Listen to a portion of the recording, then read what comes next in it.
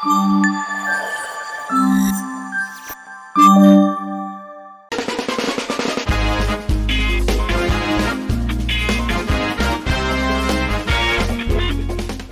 Friends, ఎలా ఉన్నారు?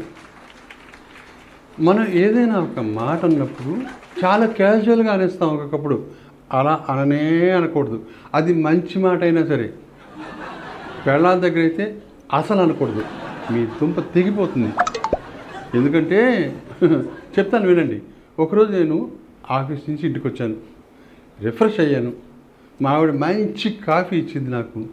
దాన్ని సిప్ చేస్తూ ఐ లవ్ యూ అన్నాను మా ఆవిడతో. ఎందుకన్నాను ఏమిటో నా నోట్లో నుంచి అలా వచ్చేసింది. నా కర్మ కాలింది.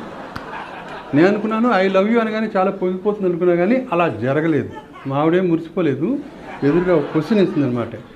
ఈ మాట ఎందుకన్నారు మీరు నన్ను అని అడిగింది. అప్పుడు నేనేమన్నా అంటే, నువ్వు చాలా మంచిదానివి కాబట్టి, నీ మనసు చాలా మంచిది అని అన్నాను. అవునా, మరి నేను మంచిదాన్ని అయితే నాతో ఎందుకు 24 గంటలు గొడవలు పెట్టుకుంటుంటారు? ఇది కారణం కానే కాదు. చెప్పండి ఎందుకు ఐ లవ్ యూ అన్నారని.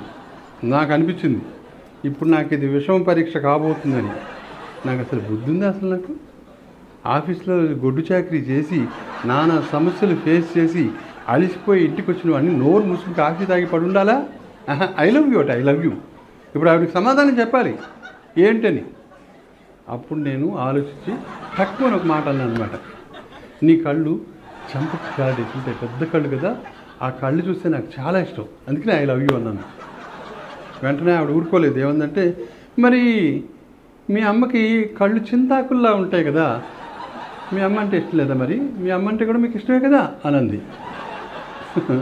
అప్పుడు నేనేమన్నా అంటే, అది కాదనుకో, ఇప్పుడు నువ్వు ఉన్నావా, నీ కళ్ళు బాగుంటాయి, నీ హైట్ 5 feet 5 inches, నా హైట్కి తగినట్టు సరిగ్గా చక్కగా బాగుంటావు అనమాట, అందుకనే నాకు ఇష్టం అన్నాను. అప్పుడు మళ్ళీ అడిగింది, మీ అమ్మ పొట్టిది, మరి మీ అమ్మని ఎందుకు ఇష్టపడుతున్నారు అని అడిగింది. నాకు పిచ్చి లేచిపోయింది. ఏం చేయాలో తోచట్లేదు. ఆలోచించి నువ్వు చాలా అందంగా ఉంటావు అన్నాను. అందంగానా? నేను వయసులో ఉన్నప్పుడు మీకు నా అందం కనపడలేదు, ఇప్పుడు కనిపిస్తుందా? అసలు చెప్పండి, అసలు నాకు చెప్పి తీరాలి ఐ లవ్ యూ అని ఎందుకు అన్నారు అని. అయ్యా బాబోయ్, ఐ లవ్ యూ అన్నందుకు ఎంత ప్రాబ్లం ఫేస్ చేస్తున్నాను చూసారా. అప్పుడు ఇదంతా లాభం లేదు, ఒక బ్రహ్మాస్త్రం వదలాలి అనేసి ఆలోచించి అప్పుడు నేను అన్నాను, నువ్వు అందంగా ఉంటావు, నీ పర్సనాలిటీ బాగుంటుంది, నువ్వు నా హైట్కి తగినట్టు ఉంటావు, తర్వాత నీ మనసు కూడా మంచిది, నీది జాలికరమైన హృదయం, అంతేకాకుండా నువ్వు అనుకువగా ఉంటావు. అసలు నాకు ఈ ప్రపంచంలో నువ్వు తప్ప ఎవరు అందంగా కనపడరు. ఏంటో అదేంటో నాకు అసలు అర్థమే కాదు. నువ్వే నాకు ఎక్కువ అందంగా కనిపిస్తుంటావు. నాకు మరో జన్మ ఉంటే నువ్వే పెళ్ళంగా కావాలని ఆ దేవుణ్ణి కూడా నేను మొక్కుకుంటూ ఉంటాను అనమాట.